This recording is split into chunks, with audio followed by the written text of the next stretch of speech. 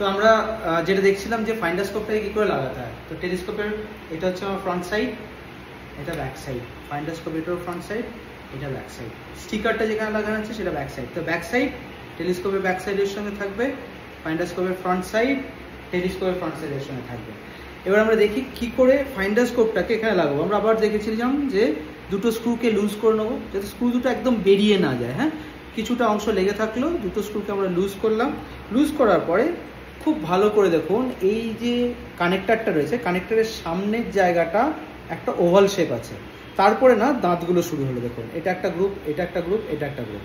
তাহলে প্রথমে আমি ফাইন্ডারস্কোপটাকে ধরে একদম এই যে কানেক্টারটা আছে, এই যে কানেক্টারটা দেখছেন, এই কানেক্টারটা এই প্রথম জায়গাটাতে না একটু কাত করে সোজা রাখলেই বসে যাবে।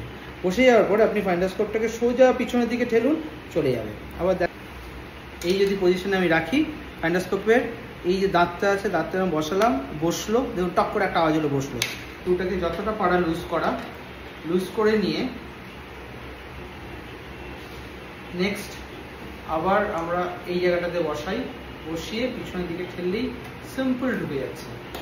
শুধু যদি না ঢোকে মাথা রাখবেন, স্ক্রুগুলোকে লুজ করে নেবেন, আরেকবার এই স্ক্রুগুলোকে লুজ করে নেবেন। চলে গেল। চলে যাওয়ার পরে জাস্ট আবার যেই স্ক্রুটা দিয়েছে সেই স্ক্রুটাকে দিয়ে ফাইন্ডারস্কোপের এটাকে টাইট করে দেওয়া যাতে বেরিয়ে না আসে, ফুল টাইট করে দেবেন, তাহলে ফাইন্ডারস্কোপটা বেরোবে না। লেগে গেল ফাইন্ডারস্কোপ, একদম ইজি ওয়ে। নেক্সট